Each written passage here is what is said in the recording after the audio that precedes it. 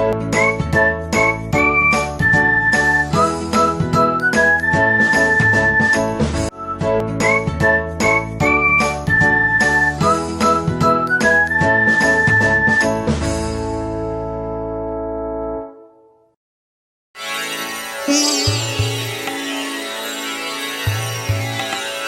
के कृष्ण ज्ञान में मैं आपको बताना चाहता हूं कि हमारे जीवन में कभी कभी कुछ ऐसी घटनाएं होती हैं कि जो हमारे द्वारा बनाई गई योजनाओं को तोड़ देती हैं, उन्हें छिन्न भिन्न कर देती हैं। और हम क्या करते हैं, हम उन घटनाओं के आघात को अपने जीवन का केंद्र मान लेते हैं, अवरोध मान लेते हैं और अपने जीवन की गति को रोक देते हैं, अर्थात कर्म करना बंद कर देते हैं। अच्छा, आप ये बताइए कि क्या जीवन या भविष्य आपके द्वारा बनाई गई योजनाओं पर निर्भर करता है? नहीं, वो निर्भर करता है आपके द्वारा किए गए कर्मों पर। इसलिए यदि आपके जीवन में इस प्रकार की घटना कभी घटित होती भी है तो आप अपने कर्म करने को ना रोकें, लगातार अपने उद्देश्य को प्राप्त करने के लिए कर्म करते रहें। सफलता आपको निश्चित ही प्राप्त होगी। Hello student, welcome to the Bambole Academy and I am Deepak Saini, physics faculty, and today our topic of discussion is simple harmonic motion. This is the third lecture of the simple harmonic motion. In the first lecture we have give the basic introduction of the simple harmonic motion, and in the second lecture we have explained the basic concept of the phase and the energy in the SHM. Now we continue the simple harmonic motion through the spring mass system. Although in the previous lecture we have explained the basic concept of the spring mass system, now we discuss the spring mass system in detail.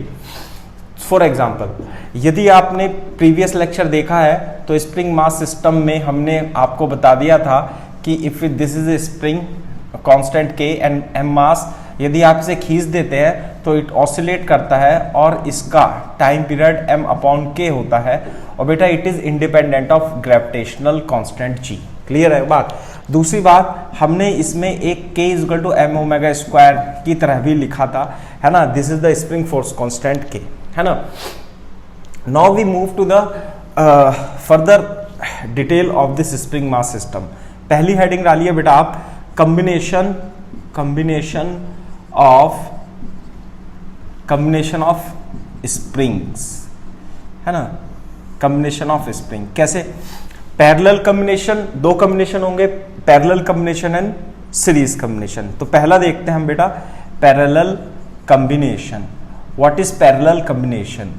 यदि दो spring parallel में लगा दी जाए, कैसे? Like this, ऐसे करके, एक मास तो यहां पर है ना, और इससे एक दूसरी स्प्रिंग इस तरीके से अटैच कर दी है। तो इसका स्प्रिंग कांस्टेंट K1 और इसका स्प्रिंग कांस्टेंट K2 मान लेते हैं। This is called the parallel combination. Spring are connected in parallel. तो देखो बेटा, you have to find the time period of the oscillation if it is displace slightly from its mean position. देखो ध्यान से सुनना, ध्यान से क्या सुनना है, जब भी आपके पास सिंपल हार्मोनिक मोशन का क्वेश्चन होगा और आपसे ये पूछा जाएगा कि find the time of the oscillation of the simple harmonic motion of that system, what you have to do? First of all you have to find the mean position of the system. Mean position mean net force is equal to 0, not the velocity is equal to 0. तो सबसे पहले आप mean position निकालेंगे और mean position से अपने आप से उसे थोड़ा डिस्प्लेस करेंगे और डिस्प्लेस करने के बाद छोड़ देंगे। डिस्प्लेस करने के बाद उस पर नेट फोर्स निकालेंगे।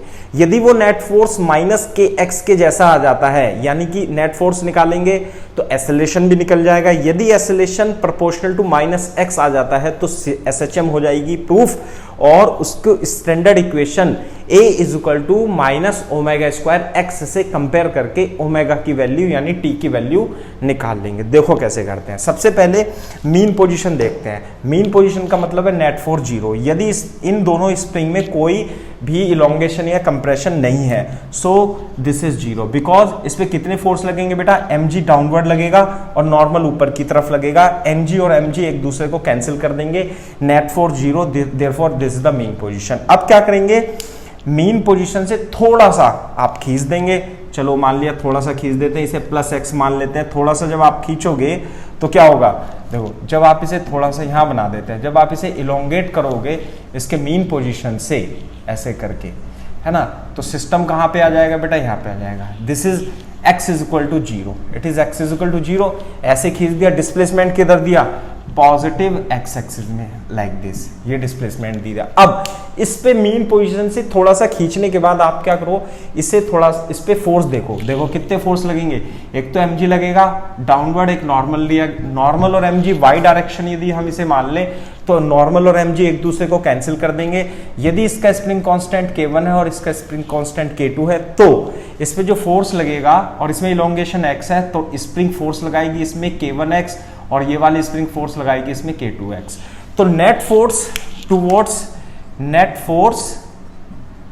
टुवर्ड्स मीन पोजीशन, इसे हम रिस्टोरिंग फोर्स भी बोलते हैं, टुवर्ड्स मीन पोजीशन, है ना। इसे हम क्या बोलेंगे बेटा, रिस्टोरिंग फोर्स भी बोल सकते हैं, रिस्टोरिंग फोर्स भी बोल सकते हैं। तो एफ नेट कितना आया बेटा, एक तो k1 plus x plus k2 plus x is equal to k1 plus k2 into x. दूसरी बात, डिस्प्लेसमेंट इधर की ओर है, फोर्स इधर की ओर है, तो डिस्प्लेसमेंट इधर है, फोर्स इधर है, एक्सेलरेशन इधर है, तो डिस्प्लेसमेंट और एक्सेलरेशन अपोजिट डायरेक्शन में, इसलिए यहाँ पे m into a is equal to k1 plus k2 minus sign के साथ आएगा x, और a is equal to k1 plus k2 upon m into minus x. Clear है क्या बात। So this is plus x लिख लेते हैं। अब देखो सिंस, यहाँ पे देखो since acceleration is proportional to minus x, यार है ना, k1 plus k2 upon m तो कांस्टेंट है,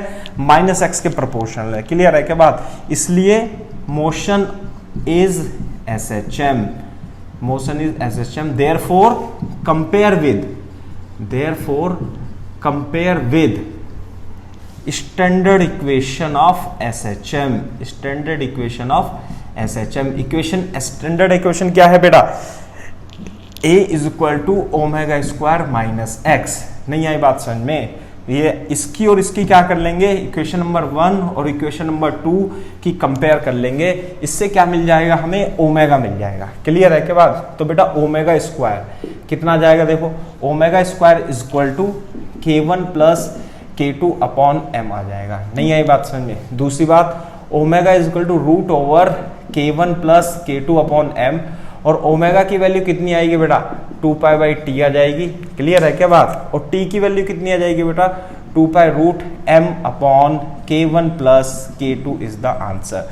यदि आप इसे k1 प्लस k2 को थोड़ी देर k इक्विवेलेंट मान लो, है ना, तो k इक्विवेलेंट हो गया k1 प्लस k2, तो you can write down the time period of spring mass system in parallel is m upon k equivalent, है ना। और k where k equivalent is what, k equivalent is equal to k1 plus k2। इसका मतलब यदि दो spring parallel में जोड़ दी जाती हैं तो जो टाइम पीरियड होगा ऑसिलेशन का वो 2 pi root m upon k equivalent के बराबर होगा, और k इक्विवेलेंट की वैल्यू कितनी हो जाएगी बेटा, जुड़ जाएगी, k1 plus k2 plus k3 ऐसे करके हो जाएगी। सो this is the parallel combination of the spring. एक बार इसे कॉपी कर लीजिए, ठीक है, ओके। तो देखो इसी तरीके से अब k1 plus k2 equivalent, k1 plus k2 parallel है। फॉर एग्जांपल मान लेते हैं 3 स्प्रिंग है, अब ऐसे करके जोड़ दिया, ये 3 स्प्रिंग है और यहाँ पर लगा दिया आपने मास m, ठीक है बेटा, और इन स्प्रिंग का कांस्टेंट दे रखा है k, 2k and 3k, spring constant है ना। तो बेटा टाइम पीरियड ऑफ ऑसिलेशन क्या होगा, 2 pi root m upon k equivalent. और बेटा k इक्विवेलेंट कितना होगा बता सकते हो, तीनों किस चीज में है, ये पैरेलल में है। यदि तीनों पैरेलल में है तो k1 plus k2 plus k3 spring force constant क्या हो जाते हैं, जुड़ जाते हैं। तो कितना हो जाएगा, k plus 2k plus 3k is equal to कितना आ गया बेटा, 6k आ जाएगा। क्लियर है क्या बात। तो इसलिए जो time period of oscillation of this mass spring mass system होगा वो m upon 6k is the correct answer. तो इस तरीके से आप इसे कर सकते हो, ठीक है। दूसरी बात देखने में तो अच्छा, अब हम करते हैं दूसरा पॉइंट, इसे बाद में कर लेंगे कंटिन्यू। दूसरा पॉइंट करते हैं सीरीज कॉम्बिनेशन ऑफ स्प्रिंग, है ना। दूसरा लिखो बेटा, सीरीज कॉम्बिनेशन ऑफ स्प्रिंग। कैसे लिखेंगे सीरीज कॉम्बिनेशन, कि मान लेते हैं कि हमारे पास ये एक स्प्रिंग है और इसके सीरीज में एक दूसरी स्प्रिंग है और इससे बेटा हमने मास m को हॉरिजॉन्टल प्लेन पे लटकाया हुआ है और ये क्या है बेटा mu is equal to 0, friction नहीं है यहाँ पे। इसका मतलब ये है इसका स्प्रिंग कांस्टेंट K1 और इसका स्प्रिंग कांस्टेंट K2 मान लेते हैं, ठीक है। अब हमें ये शो करना है कि दिखाइए show that the motion of this mass of body is simple harmonic motion if it is displaced slightly from its mean position. Clear है क्या बात? तो देखो कैसे मैंने बताया, सबसे पहले आप क्या करो, मीन पोजीशन फाइंड करो। मान लेते हैं शुरू में इसमें कोई इलोंगेशन या कंप्रेशन नहीं है, तो इस पे फोर्स कितने लगेंगे बॉडी पे? एक तो mg लगेगा और नॉर्मल mg नॉर्मल कैंसिल कर देंगे और यही इसकी x = 0 मीन पोजीशन होगी। दूसरी बात, अब मैंने आपको क्या कि SHM प्रूफ करने के लिए आप अपनी तरफ से इसे थोड़ा सा डिस्प्लेस करके देख लो, डिस्प्लेस करके इस पे फोर्स निकाल लो। तो जब आप इस पे डिस्प्लेस करेंगे तो कैसे सिचुएशन बनेगी, इसमें भी इलोंगेशन हो जाएगा थोड़ा सा और बेटा इसमें भी इलोंगेशन हो जाएगा और ये बॉडी इस पॉइंट पर आ जाती है। मान लेते हैं तो x है, दिस इज x = 0। मान लेते हैं इसमें इलोंगेशन बेटा x1 हो जाता है, इसमें x2 हो जाता है। क्लियर है क्या बात? और टोटल जो डिस्प्लेस किया आपने x = 0 से x दे दिया। क्लियर है? अब इसका FBD बनाओ। देखो बहुत ही इंपॉर्टेंट पॉइंट बता रहा हूँ जिससे कंफ्यूजन रहती है और यदि आपने इस वीडियो को प्रॉपर देख रहे हो और समझ रहे हो तो निश्चित रूप से आपको हमेशा के लिए याद होगा और मैकेनिक्स के कॉन्सेप्ट भी आपके स्ट्रॉन्ग होंगे। कैसे? इस पे फोर्स, इसका FBD बनाओ। एक तो लगेगा mg, एक लगेगा नॉर्मल, दोनों एक दूसरे के वर्टिकल डायरेक्शन में कट कर देंगे। अब इधर की ओर फोर्स ये इसके स्प्रिंग में है, ये टच करेगी, है ना। दूसरी बात, इसका स्प्रिंग फोर्स कांस्टेंट K1 है और K2 है। यहाँ पे जो स्प्रिंग फोर्स लगेगा Fs वो कितना होगा? तो बच्चे बहुत सारे बोलते हैं क्या sir F = K1 x1 + K2 x2, या बोलेंगे सर K1 + K2 × x। ऐसा कुछ नहीं है, ध्यान से देखो। यदि इसमें x1 इलोंगेशन है और K1 इसका स्प्रिंग कांस्टेंट है, K2 और x2 है, तो इस पे फोर्स कौन सी स्प्रिंग लगा रही है? फोर्स लगा रही है इस पे दूसरी स्प्रिंग। दूसरी स्प्रिंग में फोर्स किसके बराबर होगा? स्प्रिंग फोर्स के बराबर। और स्प्रिंग फोर्स क्या होता है? K एंड द इलोंगेशन और multiply by elongation and compression in that spring. तो इस में इलोंगेशन कितना है? x2। तो यहाँ पे जो बेटा स्प्रिंग फोर्स लगेगा वो K2 × x2 लगेगा। इस बात को आप अपने दिमाग में बैठा लो। क्लियर है क्या बात? दूसरी बात, एक ये सीरीज में है, यदि ये दोनों सीरीज में है तो सबसे पहले तो ये देखो, यदि ये टोटल इलोंगेशन x है तो इसमें x1 है और इसमें x2 है। तो सबसे पहले तो x1 + x2 बराबर x = x1 + x2 लिख देंगे। दूसरी क्या बात? दूसरी बात, इसमें टेंशन क्या होगा? स्प्रिंग में दोनों में बराबर होंगे, क्योंकि सीरीज में है ना। K1 x1 बराबर K2 x2 होगा। आ गई बात समझ में? दूसरी बात, हमें ये जो फोर्स है हमें क्या निकालना होता है? फोर्स डिस्प्लेसमेंट के प्रोपोर्शन निकालना होता है। तो डिस्प्लेसमेंट इसमें पार्टिकल का x है, यानी m का डिस्प्लेसमेंट x है, ना कि x2 या x1 है। What is x1 x2 is the elongation in spring 1 and 2. What is x? Displacement of particle. तो इधर की साइड में x2 नहीं आना चाहिए, x2 को रिप्लेस कर देंगे स्मॉल x से। वो कैसे करेंगे? इक्वेशन नंबर 1 और 2 की हेल्प से करेंगे। कैसे? यहाँ पे तो x2 है, तो यहाँ पे x1, इस इक्वेशन से x1 कितना आएगा बेटा? x - x2 आएगा। x1 की वैल्यू यहाँ रख देंगे, ठीक है। x1 की वैल्यू यहाँ रखोगे तो K1 x - x2 K2 x2 और बेटा K1 x = K1 + K2 × x2। तो x2 की जो वैल्यू आएगी यहाँ पर वो K1 / K1 + K2 × x आ जाएगा। ये बात है। तो बेटा अब यहाँ x देखो तो कितना आ गया? ये आ जाएगा K2 × K1 / K1 + K2 × x आ गया। नहीं आई बात समझ में? दूसरी बात, ये है net force towards mean position, towards mean position, है ना। मीन पोजीशन की तरफ नेट फोर्स इतना लग रहा है। क्लियर है क्या बात? This is the net force towards mean position. और ये तो नेट फोर्स हो गया, नेट मान लें या स्प्रिंग फोर्स मान लें, जो भी मान लें। डिस्प्लेसमेंट इधर है, फोर्स इधर है, डिस्प्लेसमेंट इधर है, एक्सेलरेशन इधर है, तो -m × a। तो acceleration = K1 K2 / K1 plus K2 into 1/m into -x। तो यहां से देख लो बेटा, यहां से एक्सेलरेशन इज, यहां पे लिख देता हूं मैं, since acceleration is -x proportional to -x, इसलिए motion is SHM। therefore compare with standard equation of SHM, standard equation से कंपेयर कर लेंगे। एक स्टैंडर्ड इक्वेशन क्या होती है, -ω² -x। तो देखो इसकी और इसकी कंपेयर करेंगे तो ये क्वांटिटी किसके कंपेयर में हो जाएगी, ω² के। थोड़ी देर के लिए K1 K2 upon K1 plus K2 को क्या मान लेते हैं हम, K इक्विवेलेंट मान लेते हैं। क्लियर है के बाद जब आप इसे K इक्विवेलेंट मान लोगे तो कितना हो जाएगा ये कितना आ जाएगा, A is equal to K equivalent upon M into -x के बराबर हो जाएगा। क्लियर है क्या बात। तो यहाँ से ω² कितना जाएगा बेटा, ω² is equal to K equivalent upon M, implies that ω is equal to K equivalent upon M का रूट। और ओमेगा को क्या लिख लेंगे बेटा, 2π/t is equal to K equivalent upon M divided by M, T is equal to 2π√M upon K equivalent. नहीं आई बात समझ में। तो इसका भी टाइम पीरियड जो आता है बेटा, इसका भी टाइम पीरियड वैसा ही आ जाता है जैसे कि ओरो का आता है ना, उसी तरीके से टाइम पीरियड आ रहा है। लेकिन यहाँ K इक्विवेलेंट क्या है, K इक्विवेलेंट ध्यान से देखो बेटा, K इक्विवेलेंट इज दिस और it can be written as कैसे, 1/K equivalent is equal to 1/K1 plus 1/K2 like this, where 1/K equivalent is equal to 1/K1 plus 1/K2। इस तरीके से आप इसे निकाल लेंगे। इसका मतलब यदि और भी बहुत सारी स्प्रिंग है और वो सीरीज में ऐड हो रखी हैं तो क्या करोगे, 1/K1 plus 1/K2 plus 1/K3 इस तरीके से आप निकाल दोगे। सो this is the series combination of the spring. एक बार इसे कॉपी कर लो आप,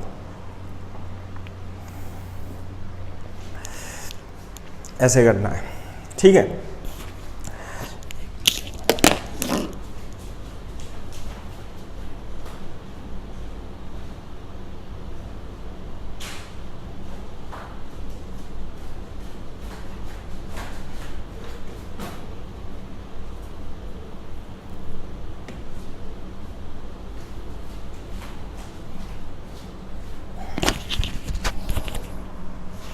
तो बेटा कर लिया कॉपी, ठीक है।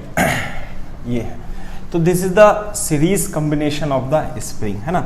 जैसे कि एक एग्जांपल मैं इसमें कर देता हूं कैसे, एग्जांपल लिखो बेटा। जैसे कि मान लेते हैं 2 स्प्रिंग, चलो 3 स्प्रिंग वाला तो कर लेते हैं ना, ऐसे करके मान लेते 3 स्प्रिंग है ऐसे, है ना।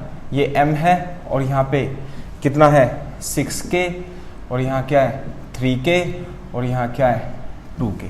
क्लियर है क्या बात। तो इसका टाइम पीरियड ऑफ ऑसिलेशन यदि आपको निकालना है, मान लिया 3 स्प्रिंग इस तरीके से दे रखी हैं, आसान ही तो है। अब तो तीनों सीरीज में है ना।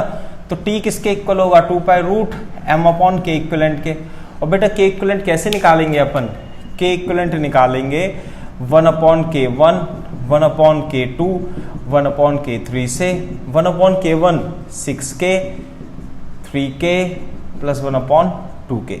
देखो कितना आ जाएगा बेटा इसमें 6 3 और 2 का एलसीएम क्या जाएगा 3 2 1 2 और 2 6 आ जाएगा। क्लियर है। 1 प्लस 3 दूनी 6 प्लस 3 कितना आ गया बेटा 6K/6K। तो K इक्विवेलेंट कितना आ जाएगा बेटा इसका, K इक्विवेलेंट आ जाएगा K। क्लियर है क्या बात। So this is the case. आई बात समझ में। तो इसका जो टाइम पीरियड ऑफ ऑसिलेशन होगा, यदि से आप इसे मीन पोजीशन से थोड़ा इधर शिफ्ट करके छोड़ोगे, है ना, तो क्या होगा ये ऑसिलेट करेगा और इसका टाइम पीरियड T = 2π√M/K के इक्विवेलेंट हो जाता है। क्लियर है क्या बात। तो ये वाला सवाल है, ठीक है। एक बार कॉपी कर लो इसे, दूसरा सवाल करते हैं। दूसरा सवाल कैसे है देखो। फॉर एग्जाम्पल मान लेते हैं कि हमारे पास ये 2K है ना, और ये 3k, इस तरीके से सीरीज और पैरेलल दोनों का कॉम्बिनेशन है। ये 3k है और ये 6k है। अब आपको इसको बताना है कि यदि इस मास को आप थोड़ा सा स्लाइटली डिस्प्लेस करके छोड़ देते हो तो इसका टाइम पीरियड ऑफ ऑसिलेशन क्या होगा। तो क्या होगा, इसे एक स्प्रिंग से रिप्लेस कर देंगे सारे सिस्टम को, और इस स्प्रिंग का स्प्रिंग कांस्टेंट क्या होगा, के इक्विवेलेंट m। तो आंसर कितना आएगा बेटा, 2π√m अपॉन के इक्विवेलेंट आ जाएगा।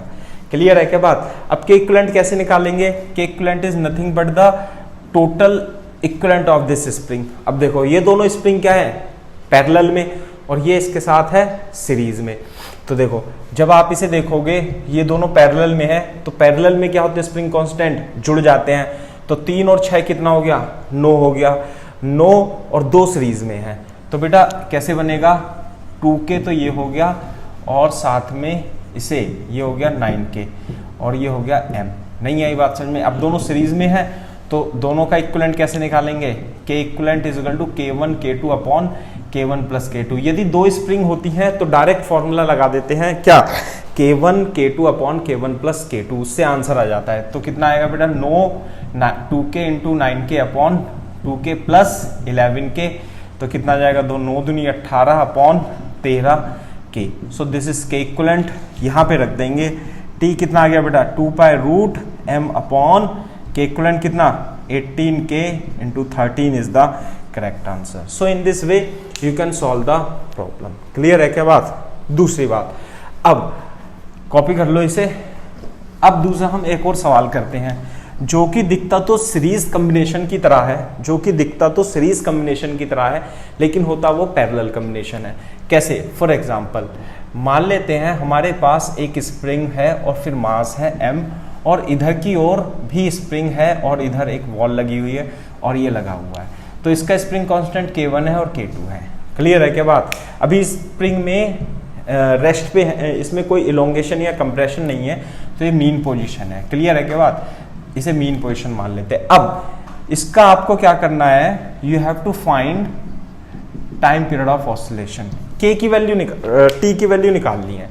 तो t की वैल्यू निकालने के लिए मैंने आपसे क्या कहा था कि यदि कोई किसी सिस्टम को SHM प्रूफ करना है तो what you have to do, you have to give the displacement from its mean position, very slightly displacement x from mean position, and you have to find the acceleration.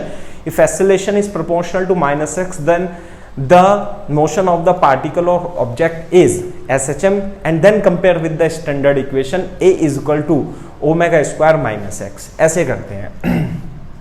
तो इसे थोड़ा सा खींच देते हैं, मान लिया इधर से थोड़ा डिस्प्लेस कर देते हैं, तो इसमें तो बेटा इलोंगेशन हो जाएगा और इस वाली स्प्रिंग में हो जाएगा कंप्रेशन। क्या सहमत है आप मेरी इस बात से। हाँ बिल्कुल सही है। तो डिस्प्लेसमेंट किधर ने दिया x, इसमें x1 इलोंगेशन हुआ, इसमें x2 कंप्रेशन हुआ। अब इस पे फोर्स देख लो, फोर्स एक तो लगेगा mg और एक लगेगा normal.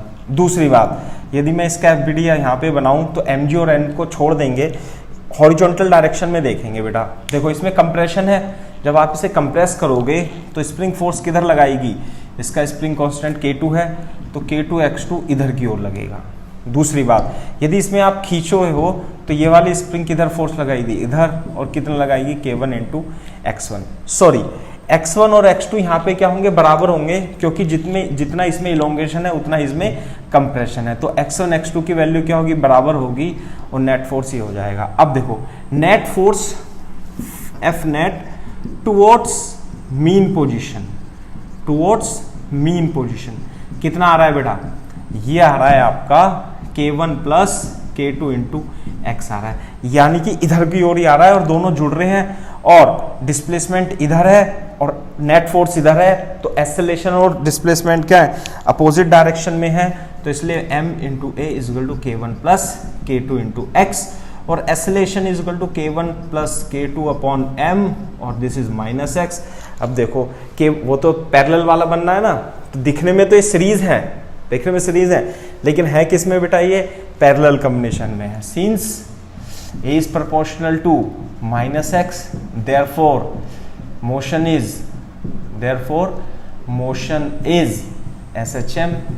compare with standard equation with SHM, तो देख लो अब ओमेगा स्क्वायर, ये क्या लिखा है K1 plus K2 upon M into minus x लिखा है बेटा। और क्या करेंगे हम, ओमेगा स्क्वायर आ जाएगा, इसका कितना आ जाएगा K1 plus K2 upon M, इसे थोड़ी देर के लिए K इक्विवेलेंट मान लेते हैं M, तो omega is equal to root over K equivalent upon M is equal to 2 pi root T is equal to 2 pi root M upon K equivalent. और बेटा K इक्विवेलेंट कितना आ गया, this is the equivalent spring constant as we have did in the case of parallel combination of the spring. Clear है क्या बात? तो इस तरीके से आप इसका सॉल्व कर सकते हो, ठीक है, ये बात है, ठीक है। तो इसे कॉपी कर लो, फिर एक सवाल करते हैं इसी तरीके से। फॉर एग्जाम्पल क्वेश्चन लिखो, फाइंड द, लिखो बेटा question, find the time period of the oscillation of following spring mass system. Time period निकालना है। स्प्रिंग मास सिस्टम क्या है, दो स्प्रिंग ऐसे सीरीज में लगी हुई हैं और इधर की ओर दो स्प्रिंग इसमें पैरेलल लगी हुई हैं, पैरेलल लगी हुई हैं इस तरीके से, ठीक है, लाइक दिस। और इसका spring constant 100 newton per metre, 200 newton per metre, this is what 100 newton per metre, this is what 200 newton per metre है। और m की वैल्यू इसमें 1/3 kg दे रखी है, and this is the thing, है ना। तो देखो आपको क्या करना है, आपको केवल और केवल आंसर में t is equal to 2 pi root m upon K equivalent, यानी K इक्विवेलेंट फाइंड करना है, ठीक है। अब देखो ये दोनों स्प्रिंग तो सीरीज में है, जब ये दोनों स्प्रिंग सीरीज में है, साथ में ये दोनों स्प्रिंग पैरेलल में है, तो पैरेलल में है तो आसान है, 100 plus 200 300 Newton per metre, 1/3 kg। ये दोनों सीरीज में है, सीरीज में है तो K1 K2 upon K1 plus K2 लगा देंगे ना, तो कितना आ जाएगा बेटा, ये आ जाएगा आपका 100 इंटू 200 डिवाइडेड बाय 100 प्लस 200, यानी कि 200 इंटू 100 डिवाइडेड बाय 300, कितना आ गया 200/3 न्यूटन पर मीटर आ गया। नहीं आई बात समझ में? अब देखो ये एक इधर हो गई, एक इधर हो गई, ऐसा ही तो हो गया जैसे अभी एक सॉल्व किया था। तो बेटा K इक्विवेलेंट कितना लिख दूं, both spring are in parallel, और पैरेलल में क्या होता है, जुड़ जाते हैं, यानी कि कितना हो जाएगा 200/3 प्लस 300, यानी कि K1 प्लस K2 ऐसे कर देंगे, तो 3 × 9 और 2 कितना गया 1100/3 K इक्विवेलेंट आ गया बेटा।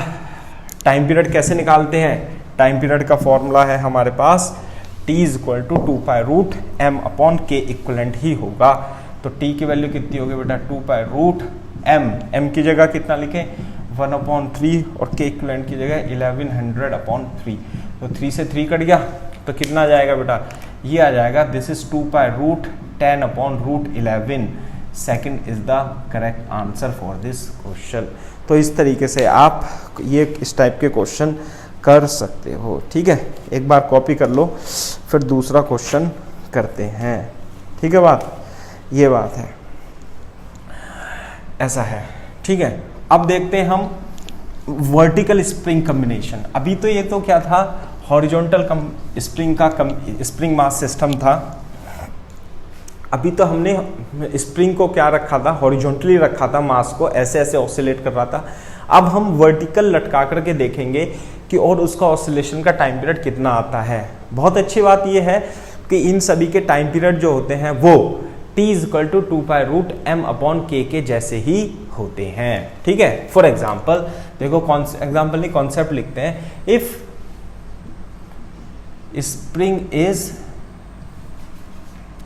Spring mass system is vertical, spring mass system is vertical, यदि वर्टिकल लटका हुआ है तो क्या कैसे करेंगे, देखो ये मान लेते हैं हमारे पास स्प्रिंग है और इसका स्प्रिंग कांस्टेंट K है और हमने इसे एक m मास से लटका रखा है। इनिशियली यदि स्प्रिंग में कोई इलोंगेशन नहीं है, जब आप इसे m को इससे लटकाओगे और यहाँ पर अपना हाथ लगा लोगे ऐसे, और जब इसमें हाथ लगाओगे और धीरे धीरे लाओगे, कैसे लाना है, हाथ को यहाँ पे क्या है अपना हाथ, लो हाथ भी बना दिया बेटा मैंने, है ना, ऐसे करके ये हमारा क्या है हाथ। अपने हाथ को धीरे धीरे लाना है, धीरे धीरे लाना है, धीरे धीरे नीचे लाना है ना। जब आप धीरे धीरे नीचे लाओगे तो नीचे तो mg लगेगा, इसमें इलोंगेशन होगा, इलोंगेशन होगा, और इस पे m कितना लगेगा, नेट फोर्स तो mg लगेगा।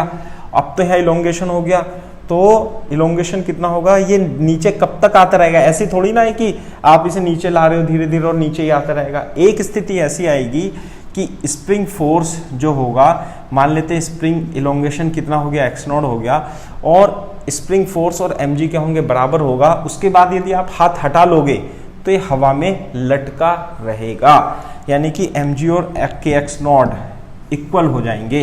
इसे ही क्या बोलते हैं हम, इक्विलिब्रियम बोलते हैं। यह मीन पोजीशन क्या होगी, this is the mean position at equilibrium, at एक मिनट इधर नहीं लिखते, this is the condition of equilibrium.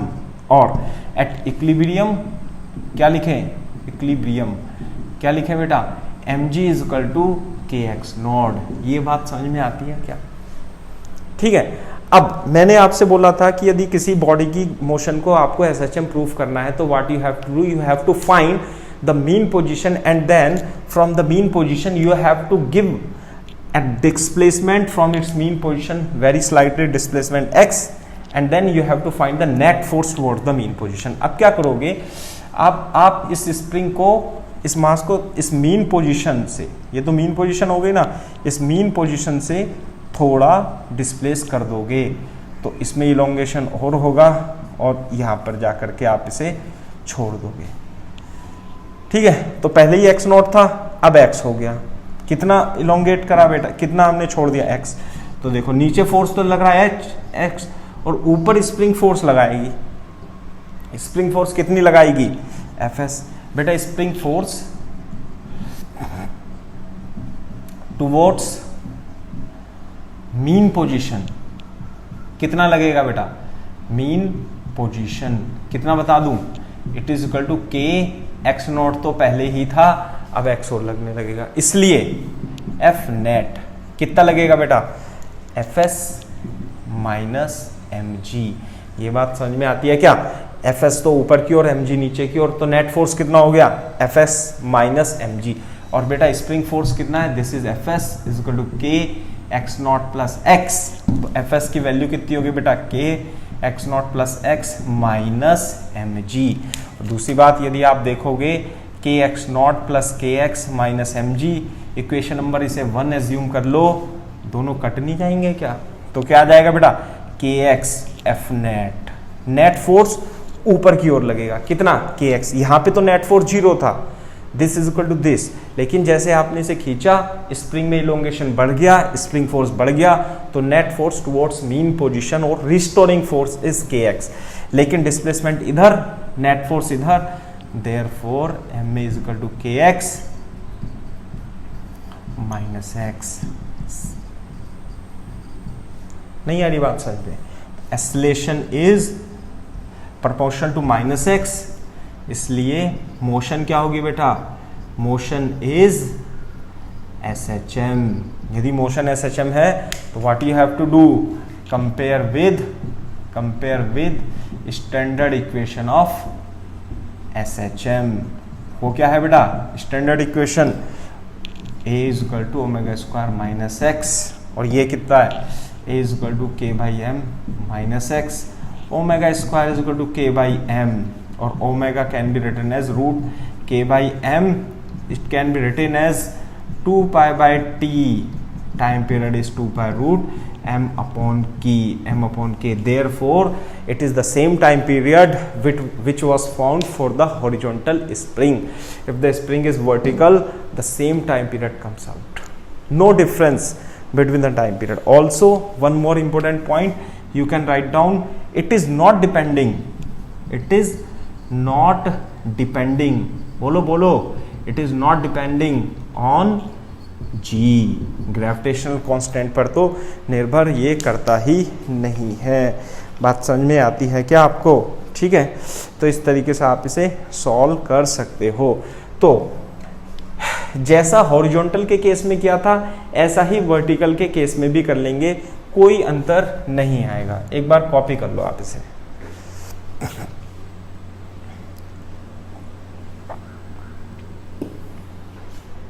ठीक है, जैसे कि कैसे बताया बेटा, देखो फॉर एग्जाम्पल यदि आप इसमें देखोगे, एक एग्जाम्पल निकालते हैं, लिखो find time period of oscillation, question लिख लो find time period of oscillation of following spring mass system. कैसे, के सॉरी 3K, K 2K और एक यहाँ पे लगा हुआ है 6K, दिस इज 6K और यहाँ पे लगा हुआ है मास, ये स्प्रिंग मास सिस्टम है। तो what you have to find, you have to find the equivalent spring, ऐसे के इक्विवेलेंट निकालना है। तो के इक्विवेलेंट तो अभी निकाला था, दोनों किस में है, पैरेलल में।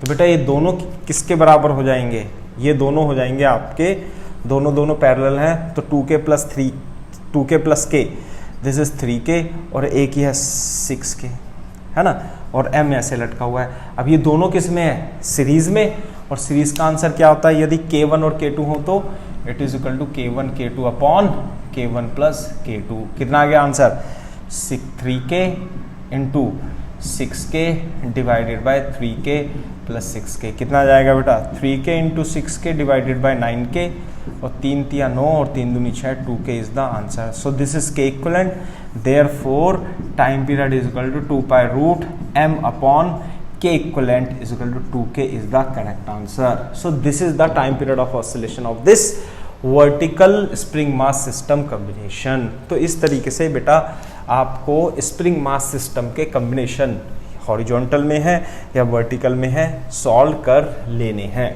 ठीक है, क्या बात, ये बात है।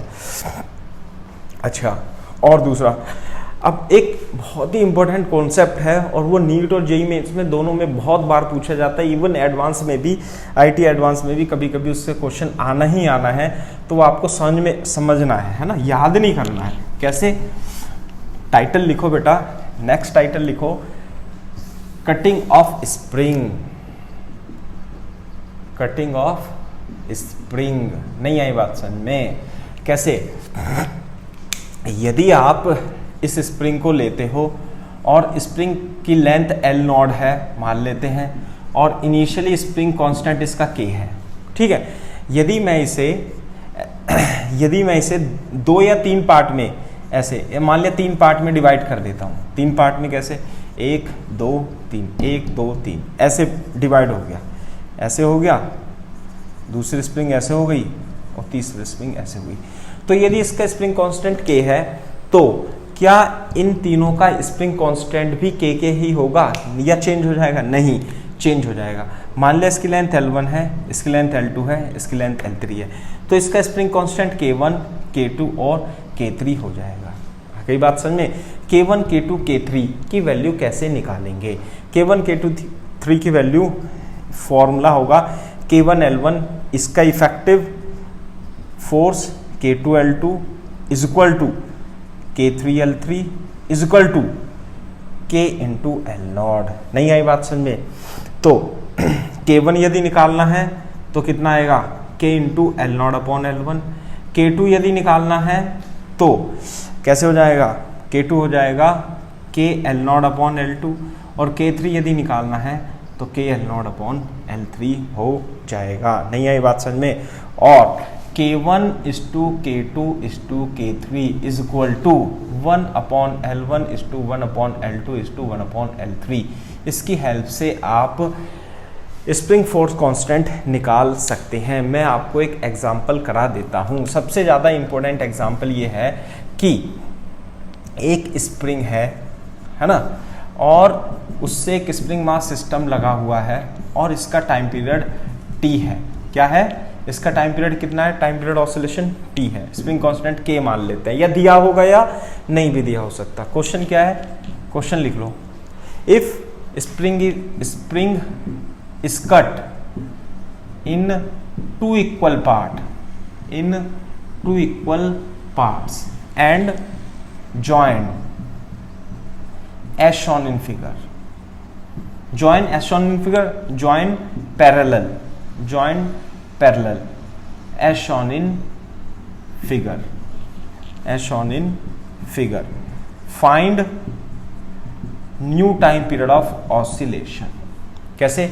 इस स्प्रिंग को दो भाग में काट दिया और कैसे जोड़ दिया बेटा, एक तो ऐसे जोड़ दिया, एक ऐसे जोड़ दिया, है ना, आधा आधा, आधा इधर और बाकी का आधा इधर, और मास m लगा दिया।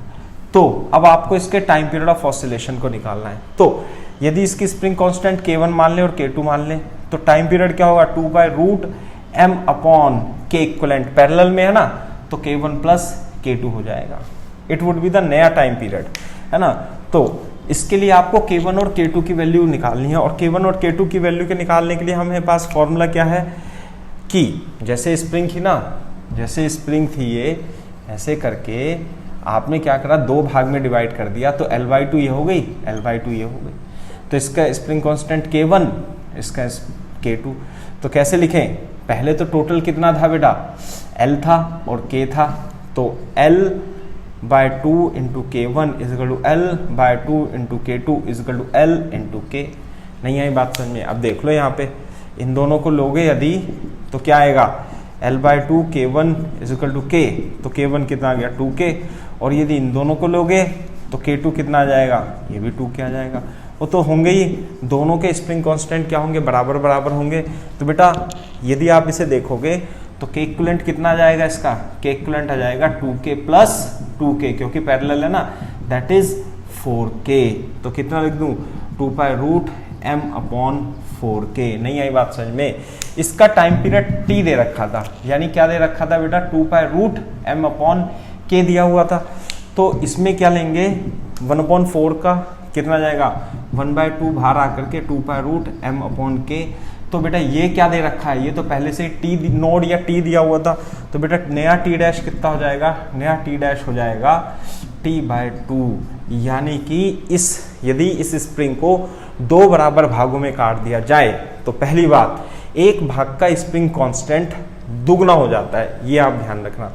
दूसरा, इस तरीके से सॉल्व कर देंगे। नहीं आई बात समझ में? वो भी ये भी कह सकता है कि एक आधे को काट करके आधे फेंक दे और आधा लगा दें, आधा लगा दें मतलब ये लगा दें, तो फिर यहाँ पे कितना जाएगा, 2k ही आंसर आ जाएगा। नहीं आई बात समझ में? दूसरी बात, एक बार इसे कॉपी कर लो आप,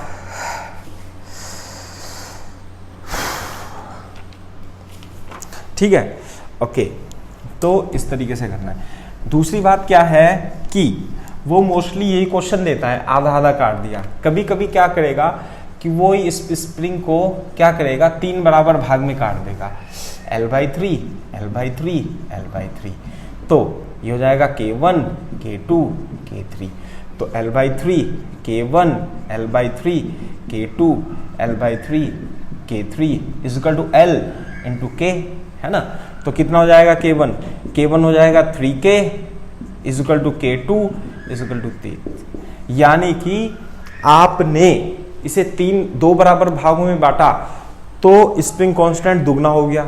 अगर जो तीन बराबर भागों में बांटा तो स्प्रिंग कांस्टेंट कितना हो गया, तिगुना हो गया। और यदि आपने चार बराबर भागों में बांटा तो 4 गुना हो गया। यदि n बराबर भागों में बांटे, if this spring is cut in n parts 1 2 3 and 4, तो ये क्या हो जाएगी बेटा, L/n, और इसका जो स्प्रिंग कांस्टेंट होगा k1, छोटे से पार्ट का spring constant L/n into k1 is equal to L, लिखा था ना यहाँ पे ऐसे करके, L इंटू k कट जाएगा। तो k1 किसके बराबर हो जाएगा, n के। यानी कि स्प्रिंग को यदि आप स्प्रिंग कांस्टेंट को काट देते हो, तो स्प्रिंग कांस्टेंट क्या होता है, स्प्रिंग का बढ़ जाता है। यदि n पार्ट्स में बांट देते हो तो spring constant n times of the spring constant हो जाएगा। इस बात को आपको ध्यान में रखना है। क्लियर है क्या बात? तो इसे आप एक बार कॉपी कर लीजिए।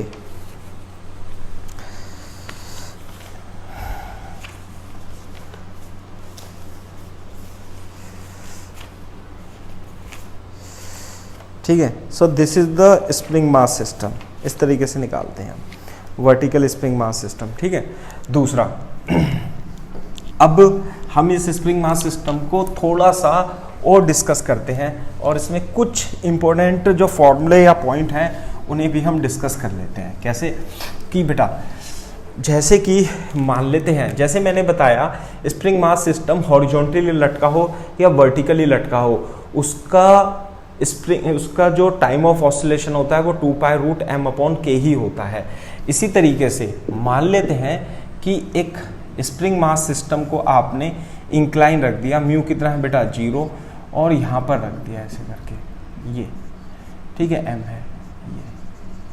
तो यदि आप इसे इसकी मीन पोजीशन मान लें और इसे थोड़ा सा खींच करके छोड़ें तो ये इस तरीके से बेटा ऑसिलेशन करेगा। मान लेते हैं ये मीन पोजीशन है, ठीक है। स्प्रिंग कांस्टेंट k है, टाइम पीरियड ऑफ ऑसिलेशन कितना आएगा m 2π√m/k ही आएगा।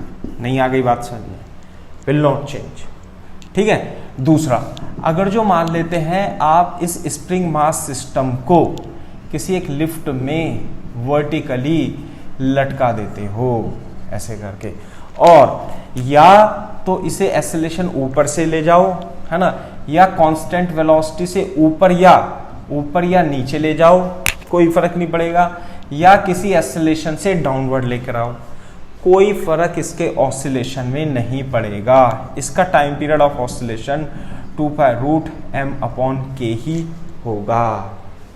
क्लियर है बात? दूसरा, यदि मान लेते हैं कि ये एक कार है ना, और इस कार में एक स्प्रिंग मास सिस्टम इस तरीके से लटका हुआ है, मान लेते हैं, ठीक है, ये है और ये क्या है, और मान लिया मीन पोजीशन में, तो इसका टाइम पीरियड ऑफ ऑसिलेशन कितना हुआ 2π√m/k। अब इस कार को यदि आगे की ओर या पीछे की ओर एक्सेलरेशन, अभी मान लेते हैं इसमें आगे की ओर एक्सेलरेशन दिया, तो इसकी मोशन जो होगी वो कैसी होगी और सिचुएशन कैसी बनेगी, और इसका टाइम पीरियड ऑफ ऑसिलेशन कितना होगा।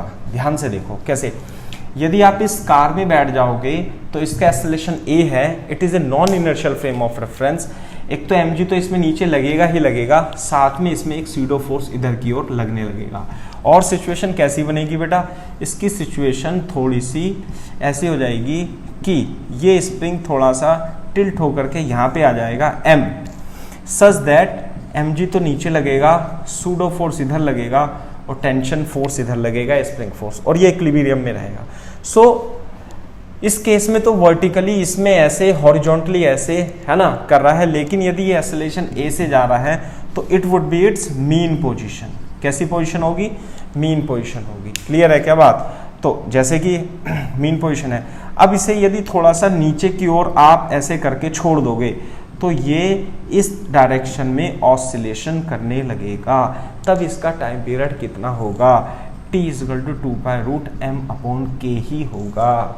There will be no change in the time period of oscillation in case of spring mass system। तो ये चीज आपको ध्यान में रखनी है, ठीक है बेटा, ये है बात,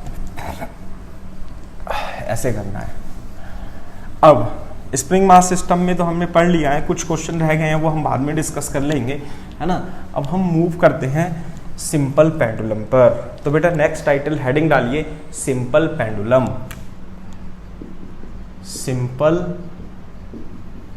पेंडुलम, नहीं आई बात समझ में? सिंपल पेंडुलम क्या होता है? यदि एक सॉलिड बोब को, सिंपल सॉलिड बोब को एक L लेंथ की स्ट्रिंग से लटका दिया जाए तो सिस्टम क्या बन जाता है बेटा? सिस्टम बन जाता है सिंपल पेंडुलम। अब ध्यान से सुनना जो मैं बोलूं, यदि इसकी रस्सी कट जाए या ये हवा में है तो बेटा इसमें कितने फोर्स लगेंगे? एक फोर्स लगेगा mg। नीचे की ओर mg फोर्स लग रहा है तो force divided by mass m, यानी mg/m यानी g। तो बेटा इसका एक्सेलरेशन, इफेक्टिव एक्सेलरेशन कितना हुआ? g डाउनवर्ड हुआ, ठीक है। अब ये तो बात ध्यान रखनी है अपने को, है ना, ऐसे करके। अब क्या करेंगे सिंपल पेंडुलम में, सिंपल पेंडुलम को यदि आप थोड़ा सा डिस्प्लेस करके छोड़ दो, ऐसे करके थोड़ा सा, एंगल कितना दिया? थीटा, ऐसे करके डिस्प्लेस करके छोड़ दो तो क्या, कैसी मोशन होगी? ये इस मीन पोजीशन के टू एंड फ्रो इधर उधर क्या करने लगेगा?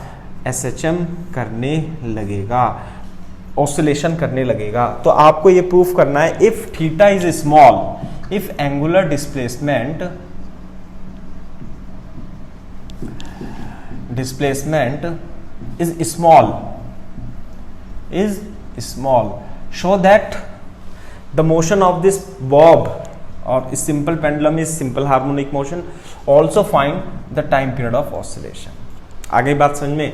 तो मैंने आपको क्या बताया था कि जब भी आपके पास सिंपल हार्मोनिक मोशन का क्वेश्चन आ जाएगा, आप सबसे पहले उसे मीन पोजीशन निकालेंगे और मीन पोजीशन से थोड़ा सा डिस्प्लेस करेंगे और छोड़ करके इसकी मोशन को ऑब्जर्व करेंगे. यदि एसिलेशन प्रोपोर्शनल टू -x आ जाता है तो सिंपल मोशन कैसी होगी? पार्टिकल की SHM होगी. और then you can compare with the standard equation of simple harmonic motion. तो देखो बेटा, थीटा स्मॉल है. स्मॉल का मतलब क्या है? स्मॉल का मतलब है 1 डिग्री, 2 डिग्री, 3 डिग्री, 5 डिग्री, ऐसे करके. ज्यादा नहीं, 30 डिग्री, 60 डिग्री, ऐसे नहीं, 2, 4, 5, 6, 7, 8 डिग्री बस, है ना. लेकिन क्योंकि 2, 4, 5, 7 डिग्री बहुत छोटा होता है, यदि मैं बनाऊंगा, छोटा सा बनाऊंगा ऐसे करके, 5 डिग्री तो इतना ही हुआ ना, तो हमारा डायग्राम अच्छा नहीं बनेगा. इसलिए मैंने एंगल थोड़ा सा ज़्यादा चित्र में दिखाया है ना. तो देखो कैसे करेंगे. यदि आप इसे मीन पोजीशन मान लो और आपने इसे स्मॉल एंगुलर डिस्प्लेसमेंट दे दिया, थीटा दे दिया, ये तो एल है, ये एल है, डिस्प्लेसमेंट एक्स है, ये मान लेते हैं. तो अब देखो इस पे कितने फोर्स लगेंगे? इस पे एक फोर्स तो लगेगा mg, दूसरा फोर्स लगेगा टेंशन, 2 ही फोर्स लगेंगे. यदि ये थीटा है तो आप क्या कर लोगे? mg को रिजॉल्व कर लोगे. If this is theta, this is mg cos theta, component of mg, और ये जो कंपोनेंट होगा ये होगा mg sin theta. So tension और mg cos थीटा तो कैंसिल कर देंगे. What is the mean position? This is the mean position, है ना. This is mean position. Angular displacement इधर दिया हुआ है. कैसे दिया हुआ है? एंगुलर डिस्प्लेसमेंट ऐसे दिया हुआ है, ऐसे. ठीक है, ये मीन पोजीशन है. तो net force towards mean position कितना है बेटा? mg sin theta. नहीं आई बात समझ में? आ गई क्या? ये तो t और कट गया, mg sin थीटा इसे मीन पोजीशन की और लाने की कोशिश करेगा. साथ में यदि थीटा स्मॉल है तो जो साइन थीटा होता है वो अप्रोक्सीमेटली थीटा के बराबर होता है और ही अप्रोक्सीमेटली टेन थीटा होता है. यानी टेन थीटा और साइन थीटा को थीटा आप लिख सकते हो किस केस में? जब आपके पास थीटा बहुत छोटा हो. क्लियर है क्या बात? तो अब हम इसे क्या लिख देंगे? mg इंटू थीटा भी लिख सकते हैं. लेकिन यदि आप इसमें देखोगे, इस वाले ट्राइंगल में, तो कोण बराबर चाप अपॉन त्रिज्या, यानी angle is equal to arc upon radius, है ना, हिंदी में बोलते हैं. कैसे? Angle is equal to arc upon radius. तो बेटा इससे x कितना जाएगा? इससे आ जाएगा x is equal to L into theta. Clear? Sorry, बस x थोड़ी निकालना है. Theta is equal to X upon L. तो क्या लिख लेंगे हम इसे? mg into X upon L लिख सकते हैं. दूसरी बात, नेट फोर्स इधर है, डिस्प्लेसमेंट इधर है, तो एक्सेलरेशन और डिस्प्लेसमेंट एक दूसरे की अपोजिट डायरेक्शन में है. तो क्या करेंगे? m से m काट देंगे. Acceleration is equal to g and this is equal to minus x upon L हो जाएगा. नहीं आई बात समझ में? दूसरी बात, एक्सेलरेशन और हम क्या लिख सकते हैं? Acceleration is equal to g upon l into minus x. Clear है क्या बात? अब देखो, since acceleration is proportional to minus x, आ तो गया, हो तो गई SHM प्रूफ, इसलिए मोशन इज SHM. और यदि मोशन SHM है तो compare with standard equation of SHM. तो बेटा इसकी और इसकी यदि आप कंपेयर करोगे तो ओमेगा स्क्वायर कितना आ गया बेटा? g अपॉन एल आ गया. Implies that you can write down omega is equal to root g upon L. और बेटा ओमेगा को क्या लिख सकते हैं? है ना, ओमेगा को लिख सकते हैं 2 पाई बाय t लिख सकते हैं. तो t की वैल्यू कितनी आ जाएगी बेटा? t की वैल्यू आ जाएगी 2 pi root L upon g is the correct answer. So this is the time period of simple pendulum of oscillation, है ना. एक बार इसे आप कॉपी कर लीजिए. दूसरी बात, इस चीज से, इस इक्वेशन से आपको ये पता लगेगा कि इसका जो टाइम पीरियड है वो सिंपल पेंडुलम के मास पर डिपेंड नहीं करता.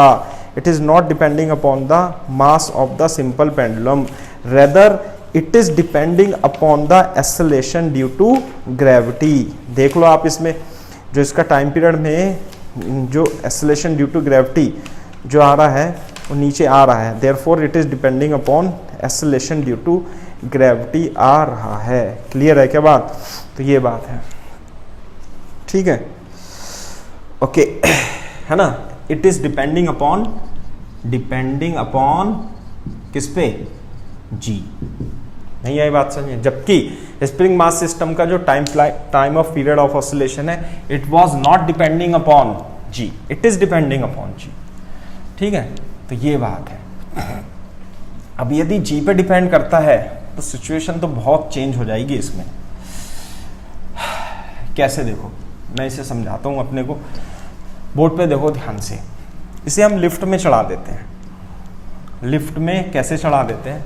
फॉर एग्जाम्पल, यदि ये लिफ्ट है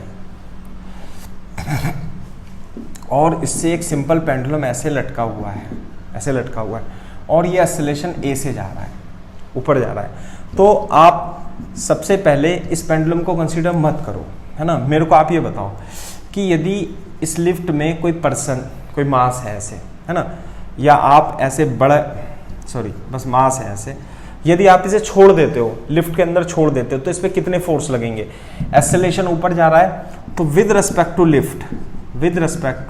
lift how many force will act? Lift एक non inertial frame of reference है, mg तो लगेगा ही लगेगा, साथ में एक्सेलरेशन ऊपर की ओर है, तो नीचे की ओर क्या लगेगा? इसमें सूडो फोर्स और लगेगा। तो बेटा नेट फोर्स कितना लगने लगेगा इस पे? mg प्लस a लगने लगेगा। तो यदि इसका एक्सेलरेशन a डैश मान लूं, है ना, g इफेक्टिव मान लूं, कितना एक्सेलरेशन मान लूं? g इफेक्टिव, तो नेट फोर्स g इफेक्टिव क्या होगा? Net force divided by m, है ना। या ऐसे मत लिखो आप, सिंपल। फोर्स कितना लग रहा है इस पे? नीचे की ओर mg प्लस a, इसलिए net force is equal to m into a से क्या? न्यूटन सेकंड नियम। तो बेटा एक्सेलरेशन कितना होता है? f upon m। f कितना लग रहा है नीचे? m upon g plus a divided by m। तो बेटा इफेक्टिव, है ना, इसे इफेक्टिव लिख लेते हैं एक्सेलरेशन, क्योंकि a यहाँ पर है, a इफेक्टिव, और इस a इफेक्टिव को ही g इफेक्टिव बोलेंगे। तो बेटा g इफेक्टिव इस केस में कितना जाएगा? g plus a। इसका मतलब यदि आप ग्राउंड पे खड़े हो, यदि मैं इसे छोड़ता हूं पेन को, तो जी से नीचे जाएगा। यदि मैं एक लिफ्ट के अंदर खड़ा हूं और इस पेन को छोड़ता हूं, तो इस पे नीचे फोर्स mg प्लस ma लगेगा, इसलिए जो ये नीचे की ओर जाएगा कितने एक्सेलरेशन से जाएगा? g plus a। तो इफेक्टिव एक्सेलरेशन g इफेक्टिव कितना हो गया इसमें? g plus a। अब क्या करोगे? यदि आप इसमें एक पेंडुलम लटका देते हो, तो इस केस में यदि लिफ्ट ऊपर जा रही है, तो g इफेक्टिव की वैल्यू कितनी हो गई बेटा? g प्लस a हो गई। g इफेक्टिव कितना हो गया? g plus a। इसलिए इसमें यदि आप इसे ऐसे थोड़ा सा छोड़ दोगे हिला करके, तो टाइम पीरियड कितना होगा? 2 pi root l upon g effective, और g इफेक्टिव की वैल्यू कितनी है बेटा? l upon g plus a हो जाएगी। This is value of t dash. It means time period will decrease, क्योंकि डिनोमिनेटर क्या हो गया? इंक्रीज हो गया। इसी तरीके से यदि ये लिफ्ट, है ना, नीचे आ रही है एक्सेलरेशन a से, तो इसमें, इस केस में जो g इफेक्टिव होगा, g इफेक्टिव कितना होगा? कितना फोर्स लगेगा बेटा बॉडी पे? mg तो नीचे और m में सूडो फोर्स ऊपर, तो नेट फोर्स कितना हो गया? नेट फोर्स हो गया mg minus ma। Net force is equal to m into a dash. तो a डैश कितना हो गया? mg minus a upon m से m कट गया, यानी a डैश का मतलब है g इफेक्टिव, तो g effective g minus a हो जाता है। ये चीज़ ध्यान रखनी है आपको, और इसलिए g minus a time period कितना हो जाएगा? 2 pi root l upon g minus a हो जाएगा, और टाइम डैश की वैल्यू डिनोमिनेटर में g माइनस a आ गया, यानी वैल्यू कम हो गई, तो time period will increase. This is the thing. आ गई बात समझ में? ठीक है। अब दूसरा, यदि ये लिफ्ट में लटका हुआ है, क्या? सिंपल पेंडुलम, और ये किसी वेलोसिटी से ऊपर जा रहा है, कांस्टेंट वेलोसिटी से, या कांस्टेंट वेलोसिटी से नीचे जा रहा है, तब इसमें के जी इफेक्टिव में कोई चेंज नहीं आएगा। इस केस में जी इफेक्टिव कितना होता है बेटा? जी ही होता है। तो time period will not change and it is equal to root 2 pi root L upon g. आगे बात समझ में? यहाँ से देख लेना, एक छोटा सा कॉन्सेप्ट रह गया। टाइम पीरियड तो ये होता है T is equal to 2 pi root L upon G. Time period is proportional to root of length, है ना, इसके प्रोपोर्शनल होता है, it is proportional root G. इस चीज को आप और लिख सकते हो। क्लियर है क्या बात? ये बात है। कॉपी कर लो, फिर आगे बढ़ते हैं। देखो अभी हम क्या करेंगे, इस स्प्रिंग मास सिस्टम, सॉरी, इस सिंपल पेंडुलम को हम एक कार में भी लटका देंगे। कार में बहुत बार आता है बेटा क्वेश्चन, बहुत बार पूछा जाता है, बहुत बार आपसे इसके डिफरेंट एस्पेक्ट पूछे जाते हैं। कैसे? इसलिए तो मैंने स्प्रिंग मास सिस्टम भी करा दिया था। कैसे? मान लिए कार है, दिस इज ए कार, और इसमें लटका हुआ है, और ये है। जब आप इसे थोड़ा सा हिला करके छोड़ोगे तो ये क्या करेगा, ऐसे ऐसे टाइम पीरियड ऑसिलेशन करेगा, टी की वैल्यू होगी L/G। क्लियर है क्या बात? लेकिन अब मान लेते हैं हम, हमारे पास ये जो कार है, दिस इज ए कार, ऐसे करके, और ये स्प्रिंग मास सिस्टम है, और ये एसिलेशन ऐसे चल रहा है ना। अब छोड़ो, ये कार ही ऐसे एसिलेशन ऐसे चल रही है। अब मान लेते हैं ऊपर से कोई बॉडी गिर रही है ना, तो उसमें कितने फोर्स लगेंगे विद रिस्पेक्ट टू कार, पूछ रहा हूं मैं। एफवीडी बना दोगे? कैसे? एक तो लगेगा इस पे mg, एसिलेशन किधर है, इधर, सूडो फोर्स का लगेगा इधर, इधर क्या लगेगा बेटा, सूडो फोर्स। तो बेटा इस पे रिजल्टेंट फोर्स किधर लगेगा, इस डायरेक्शन में। कितना रिजल्टेंट फोर्स लगेगा? रिजल्टेंट फोर्स जो होगा, नेट फोर्स कितना लगेगा, वो लगेगा, नेट फोर्स होगा इस पे कितना, mg का स्क्वायर प्लस ma का स्क्वायर का रूट। नई बात समझ में आई? Is equal to m into ji effective. Net force is equal to m into a। तो a को हम थोड़ी देर के लिए g इफेक्टिव ले लेते हैं। तो g इफेक्टिव कितना होगा बेटा, m तो इसमें से कॉमन आ जाएगा, m से डिवाइड कर देंगे तो कितना बच गया बेटा, root ji square plus a square. तो ये जी इफेक्टिव है। यानी कि यदि कोई बॉडी है तो लटकी इसके अंदर पड़ी हुई है तो नीचे नहीं जाएंगी। इसमें तो यदि कोई बॉडी है और उसे छोड़ दे तो वो mg नीचे लगेगा और एसिलेशन g होगा और नीचे आ जाएगा। लेकिन इस केस में यदि आप किसी बॉडी को छोड़ते हो तो with respect to car, ground के रिस्पेक्ट में नहीं, विद रिस्पेक्ट टू कार वो कैसे जाएंगे, ऐसे जाएंगी, इस तरीके से जाती हुई यहाँ पे टकरा जाएगी। जबकि ये कैसे जाएगी, जाकर के यहाँ टकराएगी और ये जाकर के यहाँ टकराएगी। इसी तरीके से यदि आप इसे एयर में ना रख के किसी रस्सी से बांध दें ऐसे करके, तो यहाँ पर आकर के ये रुक जाएगी ऐसे करके। It would be in equilibrium at this position.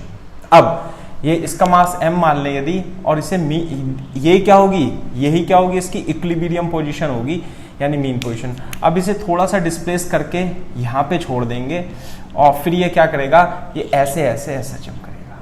क्या करेगा, SHM करेगा। तो उसका टाइम पीरियड कितना होगा, 2 पाई रूट L/G इफेक्टिव के जितना हो जाएगा। और इसमें बेटा G इफेक्टिव की वैल्यू कितनी हो जाएगी, root ji square plus a square के बराबर हो जाएगी। क्लियर है क्या बात? तो ऐसे आ जाता है 2 pi root L/G square plus a square की power 1/2। So this is the time period of the simple pendulum in a accelerating car. Copy कर लो आप एक बार, ठीक है। और देखते हैं अभी हम, ये तो एक्सेलरेशन, ये तो हो गया सिंपल पेंडुलम का, है ना। बहुत ही इंपॉर्टेंट, वेरी इंपॉर्टेंट कॉन्सेप्ट, बहुत बार पूछा जाता है। डायरेक्ट याद रखना है आपको रिजल्ट, लेकिन पहले हम डिराइव करेंगे। कैसे? मान लेते हैं कि हमारे पास एक इंक्लाइन प्लेन है और इस पे एक कार है, ऐसे करके, है ना। और देखो सबसे पहले मेरे को बताओ, यदि कोई ये इंक्लाइन प्लेन है थीटा और इस पे एक m रखते हैं और फ्रिक्शन कुछ भी नहीं है, म्यू कितना है बेटा, 0, म्यू कितना है, 0। बेटा इधर की ओर एक्सेलरेशन कितना होगा, इधर की ओर एक्सेलरेशन होगा, नेट फोर्स कितना लग रहा है, mg साइन थीटा, और mg sine theta divided by m, तो एक्सेलरेशन जो होगा g साइन थीटा होगा। आगे बात समझ में? इसका मतलब यदि ये कार है और ये इंक्लाइन पर है, कोई फ्रिक्शन नहीं है, तो जो एक्सेलरेशन ऑफ कार होगा वो g sine theta downward the incline होगा। ये बात आपको समझ में आ जानी चाहिए। अब हम with respect to car with respect to car की बात करते हैं। क्या कि हम यदि एक कोई पेंडुलम नहीं है, कुछ ड्रॉप मासेस हैं, इस तरीके से मास हैं, बहुत सारे मास हैं वो हैं, तो इस पर फोर्स कितने लगेंगे विद रिस्पेक्ट टू कार? कैसे लगेगा? चलो एक को ही कंसीडर कर लेते हैं। कैसे लगेगा बेटा? कितने फोर्स लगेंगे भैया? mg लगेगा एक तो नीचे की ओर, दूसरा क्या लगेगा? आप नॉन इनर्शियल फ्रेम में बैठे हो, दूसरा क्या लगाना पड़ेगा? Pseudo force. एक्सेलेरेशन कार का किधर है? इधर। सूडो फोर्स किधर लगेगा? इधर। कितना लगेगा? m इंटू एक्सेलेरेशन इसका जी साइन थीटा। नहीं आई बात समझ में? दूसरी बात, यदि आप इस m को देखो, है ना, यदि आप इसे mg को देखो तो mg किधर लगता है? ऐसे करके नीचे की ओर। तो यदि ये थीटा है, ये 90 माइनस थीटा, 90 माइनस थीटा, ये थीटा, तो ये कितना होता है बेटा? mg sine theta. और ये किधर हो जाएगा? mg cos theta. क्लियर है क्या बात? mg cos theta.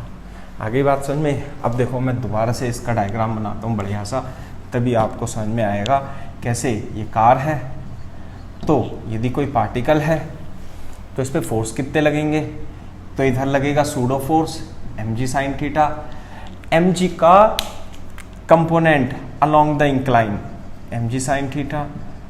तो क्या ये दोनों एक दूसरे के बराबर नहीं हो रहे? mg साइन थीटा और mg साइन थीटा, इधर और इधर दूसरे को कैंसिल कर दिया, बचा कौन सा? mg cos theta. mg cos theta किधर लगता है? इधर ही तो लगता है mg cos theta. mg cos theta. तो यदि आपने विद रिस्पेक्ट टू कार, ये क्या बना रहे हैं? विद रिस्पेक्ट टू कार, ये बात है, विद रिस्पेक्ट टू ग्राउंड नहीं है। यदि आपने किसी पार्टिकल को छोड़ा तो वो कार के रेस्पेक्ट में कैसे गति करेगा? वो कार के रेस्पेक्ट में इस डायरेक्शन में गति करेगा, ऐसे करके, ऐसे करके, ऐसे करके। छोड़ दोगे ना, ऐसे गति करेगा। तो यदि आपने इसे किसी स्ट्रिंग से बांध दिया तो स्ट्रिंग कैसे हो जाएगी अल्टीमेटली? ये स्ट्रिंग इस तरीके से बंधी हुई है, तो स्ट्रिंग क्या हो जाएगी? ऐसे हो जाएगी, है ना। नेट फोर्स कितना लगेगा? दोबारा से देखो, ये कार है ना, स्ट्रिंग कैसे हो जाएगी बेटा? स्ट्रिंग ऐसे हो जाएगी, ऐसे, ठीक है। और यहां पे यदि टेंशन T है और इधर ये यहां पे टेंशन T है, तो इधर कितना लगेगा? mg cos theta. नहीं आई बात समझ में? टेंशन T की वैल्यू कितनी होगी? mg cos theta. What is the angle between the ceiling of the car and the string? कितना एंगल है बेटा? 90 डिग्री। कई बार पूछा गया है, 90 डिग्री, ठीक है। दूसरी बात, यदि इधर जाएगा तो इधर फोर्स कितना लग रहा था? ये और ये तो कैंसिल हो गए, फोर्स लग रहा था mg cos थीटा, इसलिए इसे m इंटू जी इफेक्टिव लिख लेते हैं। नेट एक्सेलरेशन जी इफेक्टिव लिख लें तो जी इफेक्टिव कितना हो गया? mg cos theta upon m is equal to g cos theta. So this is the equilibrium position now. और इसे क्या करेंगे? इक्विलिब्रियम पोजीशन से थोड़ा सा इधर की ओर डिस्प्लेस करेंगे, तो ये ऐसे ऐसे करके, ये तो हो गई मीन पोजीशन, ऐसे ऐसे करके क्या करने लगेगा? SHM करने लगेगा with G effective g cos theta. और टाइम पीरियड जो होगा इसका L अपॉन जी इफेक्टिव। और बेटा जी इफेक्टिव की वैल्यू कितनी लिख दूं? L upon G cos theta. This is the answer. Clear है क्या बात? इसे 100% लिख लो आप, बहुत ही ज़्यादा इंपॉर्टेंट क्वेश्चन है, ठीक है। इस तरीके से आप इसे सॉल्व कर सकते हो, है ना। So this is the case of the simple pendulum on a inclined plane, है ना, इन ए कार। कॉपी कर लो। इसके बाद हम एक इंपॉर्टेंट कॉन्सेप्ट और पढ़ते हैं, वो क्या है? यदि आप किसी पेंडुलम, सिंपल पेंडुलम को कंसीडर करते हो और इसे हवा में लटका देते हो, किसमें? एयर में, है ना, तो इसका टाइम पीरियड कितना होगा? 2π√L अपॉन जी होगा। नहीं आई बात समझिए कैसे? यदि आप इसे काट दोगे तो mg फोर्स लगेगा और एक्सेलरेशन कितना होगा? इसका g होगा। लेकिन यदि आप सेम पेंडुलम को यदि किसी लिक्विड में डुबा देते हो, ऐसे करके, ऐसे करके, लिक्विड की डेंसिटी कितनी है? ρL मान लेते हैं ऐसे करके, है ना। और सॉलिड की डेंसिटी कितनी है? ρS मान लेते हैं थोड़ी देर के लिए। दिस इज सॉलिड की डेंसिटी, है ना। और लेंथ कितनी है इसकी? L। तो you have to find new time period in liquid, नहीं है बात समझ में? तो टाइम पीरियड तो कितना होगा बेटा, 2 पाई रूट एल अपॉन जी इफेक्टिव के इक्वल होगा। तो आपको जी इफेक्टिव निकालना है। जी इफेक्टिव का मतलब है कि पानी में बॉल को छोड़ दो, कितने एक्सेलेरेशन से नीचे जाएगी, वही जी इफेक्टिव है। जैसे कि इस बॉल को इससे ना छोड़ करके इसे काट दें, या कोई बॉल है तो इस पर कितने फोर्स लगेंगे, mg downward, buoyancy upward. Net force कितना लगेगा, F नेट लगेगा आपका mg minus buoyancy. What is B? V is the weight of liquid displaced. नहीं आई बात समझ में? वेट कितना होगा, mass of liquid displace into g. नहीं आई बात समझ में? मास यानी m dash into g. Clear है क्या बात? What is m dash? Mass of liquid displace into g, m dash. तो बेटा नेट फोर्स किधर की ओर, नीचे की ओर, कितना हो गया F नेट, हो गया mg माइनस m डैश जी, है ना। इसमें थोड़ी देर के लिए मैं mg कॉमन ले लूं, m डैश अपॉन m बन गया। इससे अच्छा कैलकुलेशन करने का तरीका कुछ भी नहीं हो सकता। What is m dash? Mass of liquid displace. What is m? Mass of the body. यदि बॉडी का वॉल्यूम v है तो वॉल्यूम ऑफ लिक्विड डिस्प्लेस्ड भी v होगा और वॉल्यूम ऑफ बॉडी भी v होगा। तो m को क्या लिखते हैं, हमारे पास m बराबर v रो, फॉर्मूला होता है ना m बराबर vd, या mass is equal to volume into density. तो लिक्विड डिस्प्लेस का मास वॉल्यूम इनटू डेंसिटी किसकी, लिक्विड की। What is m? The mass of the body, कितना होगा, वॉल्यूम इनटू डेंसिटी किसकी, सॉलिड की। वॉल्यूम से वॉल्यूम कट गया, mg1 minus rho L upon rho solid is equal to F net is equal to m into ji effective. m से m कट गया, तो बेटा जी इफेक्टिव कितना आ गया, g1 minus rho liquid upon rho solid is the correct answer. नहीं आई बात समझ में? हाँ तो गया आंसर। इसलिए टाइम पीरियड ऑफ ऑसिलेशन कितना होगा, 2 pi root L upon g1 minus rho liquid upon rho solid is the correct answer for this question. That's it. बताओ, इससे ज़्यादा आसान सॉल्यूशन फॉर दिस प्रॉब्लम हो ही नहीं सकता। आती है क्या बात समझ में? क्लियर है? सो this is the question, this is the case. एक बार इसे कॉपी कर लो, फिर नेक्स्ट कॉन्सेप्ट हम पढ़ने की कोशिश करते हैं।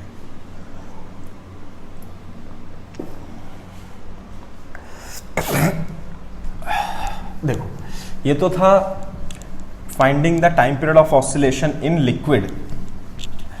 अब हम क्या करेंगे, एक बॉडी है सिलेंड्रिकल बॉडी और उसकी हाइट h है और एरिया a दे रखा है। मान लेते हैं दिस इज सिलेंड्रिकल बॉडी, कितना, हाइट h और एरिया कितना है, एरिया ऑफ क्रॉस सेक्शन कितना है, cross section is equal to a and it is in a liquid. कैसे, ऐसे करके मान लेते हैं लिक्विड में है, ऐसे करके ये है a, क्या ये क्या है बेटा, सिलेंडर है। इसकी हाइट कितनी है h और बेटा एरिया कितना है a और डेंसिटी कितनी है रो सॉलिड। इसे आपने किसी लिक्विड में ऐसे करके भर रखा है, डाल रखा है लिक्विड में ऐसे। तो कुछ पोर्शन तो इसका ऊपर की ओर है और कुछ पोर्शन, एक मिनट, रो s ऐसे मान लेते हैं, रो s सॉलिड की डेंसिटी और मान लिया जो लिक्विड है उसकी डेंसिटी कितनी है बेटा, रो l है। तो आप देखोगे ये इस पे फ्लोट कर रहा है, फ्लोट करते हुए इसका कुछ पोर्शन, किसका कुछ वॉल्यूम ऊपर की ओर है और इसका कुछ पोर्शन वॉल्यूम नीचे की ओर है। आपको प्रूफ क्या करना है, द इफ डेंसिटी, ये तभी फ्लोट कर सकता है जब सॉलिड की डेंसिटी जो होगी लिक्विड की डेंसिटी से कम होगी। यदि सॉलिड की डेंसिटी लिक्विड की डेंसिटी से ज़्यादा होती है तो नीचे और सिंक कर जाती है। क्लियर है क्या बात? इसे सिंक तो नहीं कर रहा है, कुछ वॉल्यूम ऊपर है कुछ वॉल्यूम नीचे है। दूसरा बात, अब हम क्या करेंगे कि इस सिलेंडर को थोड़ा सा कंप्रेस करेंगे, थोड़ा सा नीचे दबाएंगे और छोड़ देंगे। तो हमें प्रूफ करना है the oscillation are simple harmonic oscillation and therefore you have to find the time period of that simple harmonic oscillation. Clear है क्या बात? तो सबसे पहले उसके लिए क्या करेंगे, इसमें ये तो है इक्विलिब्रियम, और मूव डिस्प्लेस किस पोजीशन से करते हैं, इक्विलिब्रियम पोजीशन से करते हैं। तो इक्विलिब्रियम में है, इक्विलिब्रियम में इस बॉडी पर, सिलिंड्रिकल बॉडी पर how many force will act, कितने फोर्स लगेंगे बेटा, एक तो लगेगा क्या mg और दूसरा लगेगा क्या बायंसी, और बायंसी और mg दोनों क्या होंगे बेटा, बराबर होंगे। नहीं आई बात समझ में।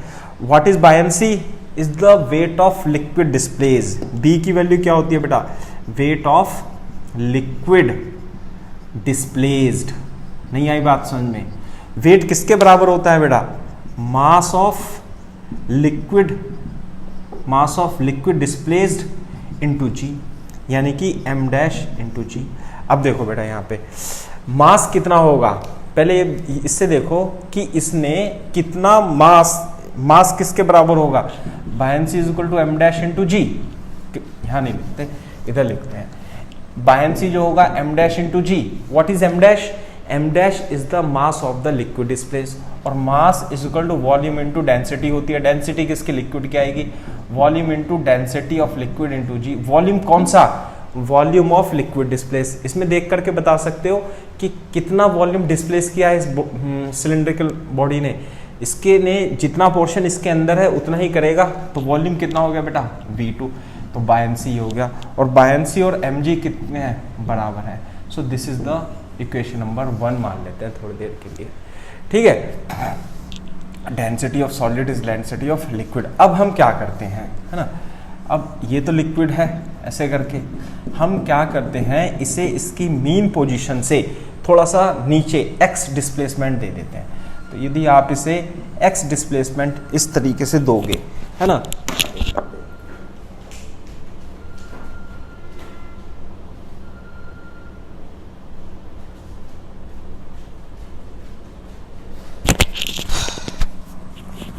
यदि आप इसे x डिस्प्लेसमेंट नीचे की ओर दोगे तो ये कितना नीचे आ जाएगा बेटा, x आ जाएगा। क्लियर है क्या बात, और ये x आ जाएगा इस तरीके से, और ये भी कितना आ जाएगा बेटा नीचे, x ही आ जाएगा। क्लियर है क्या बात, और जब ये x आ जाएगा तो नीचे x आ जाएगा, तो पहले यहाँ पे ये वॉल्यूम V1 था और डिस्प्लेसमेंट कितना हो गया बेटा, x हो गया ये, है ना, थोड़ा नीचे x डिस्प्लेस कर दिया। तो पहले तो यहाँ पे वॉल्यूम कितना था बेटा, ये V2 था ऐसे करके, और ये x हो गया। तो अब की बार इस पे कितना फोर्स लगेगा, कितने फोर्स लगेंगे बेटा, एक तो mg तो नीचे की ओर लगेगा ही लगेगा, साथ में और दूसरा फोर्स क्या लगेगा, बायंसी b डैश लगने लगेगा। अब इस पे आप नेट फोर्स कैलकुलेट करके देखो जरा एक बार।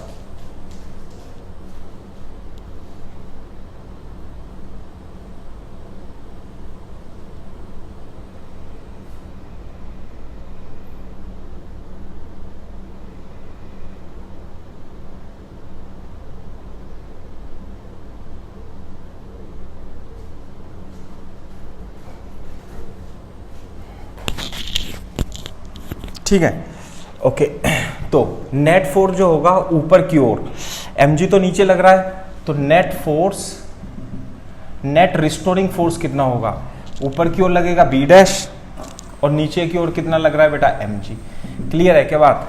अब देखो b डैश कितना होगा, b डैश यहाँ पे मैं लिख देता हूँ, देखो थोड़ा सा, what is b dash, is the weight of liquid displaced, है ना, और वेट किसके बराबर होगा, mass of liquid displaced into g, और मास कितना होगा, volume of liquid displace into density of liquid into g. अब देखो वॉल्यूम कितना डिस्प्लेस हुआ, ये ध्यान देने वाली बात है। तो पहले बेटा V2 वॉल्यूम तो इसके अंदर ही था, अब ये एरिया कितना है A, और डिस्प्लेस कितना करा x। क्लियर है क्या बात। तो बेटा ये वॉल्यूम और आ गया, तो पहले V2 तो था ही, अब की बार ये वाला वॉल्यूम और एक्स्ट्रा अंदर आ गया, तो टोटल लिक्विड डिस्प्लेस का वॉल्यूम कितना हुआ, V2 प्लस ये वाला वॉल्यूम, ये वॉल्यूम कितना A इंटू एक्स, तो ये वाला वॉल्यूम कितना है बेटा, टोटल वॉल्यूम कितना हो जाएगा, V2 plus A into x into density of liquid into g, ऐसे करके हो जाएगा। क्लियर है क्या बात। तो बेटा नेट फोर्स कितना लिख दूं, net force is equal to V2 plus AX rho L into G minus mg is equal to V2 into rho L G plus AX rho L into G minus mg। ऊपर देखो दोनों cancel हो गए, दोनों बराबर है। इसका wait और mg तो बराबर था, तो नेट फोर्स कितना हो गया बेटा? नेट फोर्स हो गया a into x rho L into ji.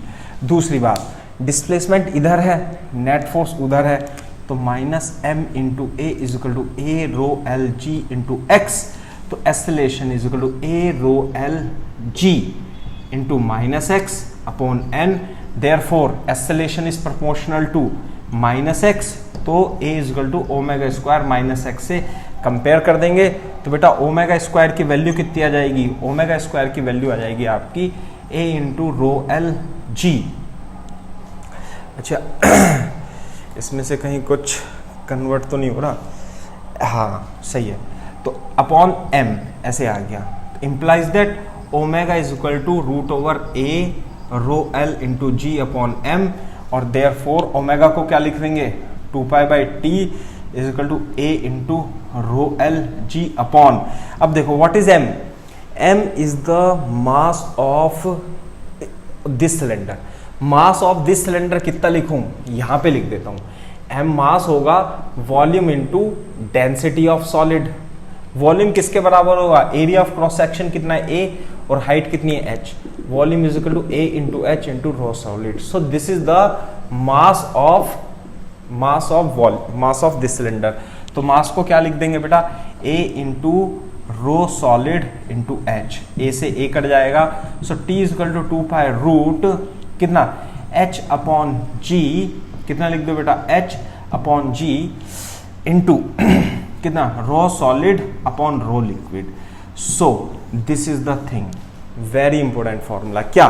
T is equal to 2 pi root h upon g into rho solid into divided by rho liquid. यही तो फॉर्मूला होता है ना? तो इतना सारा जो कैलकुलेशन करने के बाद अल्टीमेटली ये ऐसे नहीं बनना है जैसे t is equal to 2 pi root L upon g होता है, तो एल की जगह क्या लिख देंगे? एच अपॉन जी, और मल्टीप्लाई क्या कर देंगे? रो सॉलिड अपॉन रो लिक्विड। एकदम से आंसर आ जाएगा।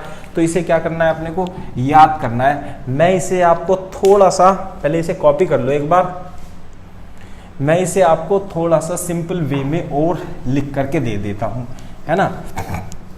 कैसे पूछा जाता है आपको बेटा? स्पेसिफिक ग्रेविटी देता है ये, है ना? स्पेसिफिक ग्रेविटी देखो, T is equal to 2 pi root L upon g की जगह h upon g into rho solid upon rho liquid. If liquid is water, liquid क्या है? वाटर, तो रॉ लिक्विड किसके बराबर हो जाएगा? रॉ वाटर के। तो ये जो raw solid upon raw water होता है, it is nothing but specific gravity. इसे क्या बोलते हैं बेटा? स्पेसिफिक ग्रेविटी बोलते हैं। तो देखो कितना अच्छा सुंदर फॉर्मूला बन गया। वाटर में ही पूछता है मोस्टली वो, H upon G in multiply by specific gravity. तो इतना सा याद नहीं कर सकते क्या? कर सकते हैं ना? तो यदि कोई सिलिंड्रिकल वॉल्यूम हो, वेसल हो, सिलिंड्रिकल के साथ साथ में यदि कोई किसी भी प्रकार का वेसल हो, तो वो एरिया पे डिपेंड नहीं करता है। जैसे क्यूब है ना, या और कोई भी आकृति का ये शेप का बॉडी है, तो वो उसकी हाइट पे डिपेंड करेगा, ना कि उसके एरिया पे। और height H upon g into specific gravity हो जाएगा। जैसे कि मान लेते हैं, मैं आपको एक क्वेश्चन भी करा देता हूं इसमें, है ना? क्वेश्चन लिख लो आप, तभी आपको क्लियर होगा। लिखो बेटा, if a cube of side 10 centimetre, question लिखो, if a cube of side centimetre 10 centimetre of density 500 kg per meter cube is put in water and slightly pressed down and released, find the time of oscillation। तो जैसे कि मान ले water है, क्या है बेटा? दिस इज वाटर है, और एक ऐसे करके इसमें क्यूब है, और क्यूब की साइड कितनी है? 10 सेंटीमीटर। क्यूब तो बेटा इस तरीके से रहा होगा, है ना? तो ये हाइट कितनी हो गई बेटा? This is 10 centimetre. 10 सेंटीमीटर को क्या लिखेंगे? 0.1 मीटर। क्लियर है क्या बात? अब डेंसिटी सॉलिड की कितनी है? 5000 kg पर मीटर क्यूब। डेंसिटी वाटर की कितनी होती है? 1000 kg पर मीटर क्यूब।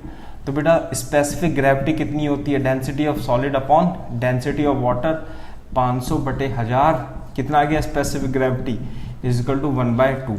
इसलिए अब देखो टाइम पीरियड ऑफ ऑसिलेशन क्या होता है, h अपॉन g, एरिया पे डिपेंड नहीं करेगा, it will depends upon only this length, चाहे ये क्यूब है चाहे ये किसी और शेप का है, इनटू स्पेसिफिक ग्रेविटी। तो 2 पाई, h की वैल्यू कितनी है 0.1, g की वैल्यू है 10, स्पेसिफिक ग्रेविटी कितनी है 1/2, तो कितना आ जाएगा बेटा 2 पाई रूट 10 और रूट 2 कितना आ गया, और root 2 pi 10 is equal to pi 5/√2 second is the correct answer. So in this way you can find the time period of the simple harmonic motion. Clear है क्या बात?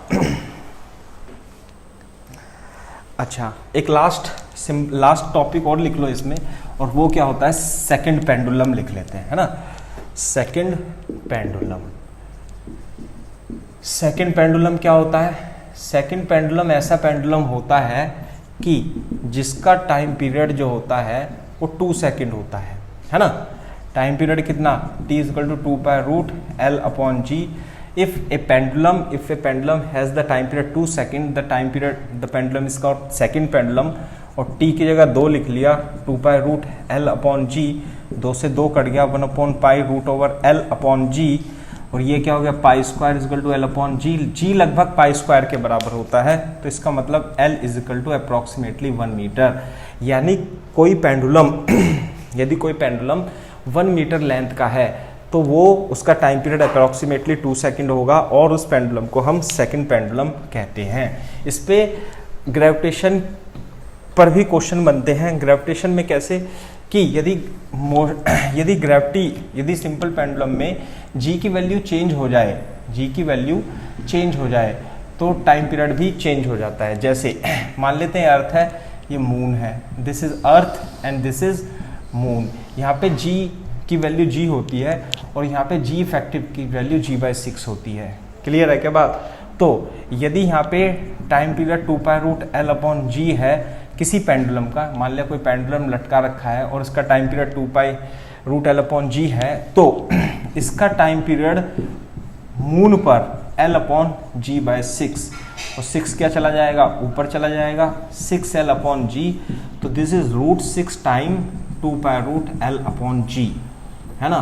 तो कितना हो जाएगा, T dash is equal to root 6 into G into T, यानी कि time period जो होता है मून पर बढ़ जाता है और फ्रीक्वेंसी क्या हो जाती है, डिक्रीज हो जाती है।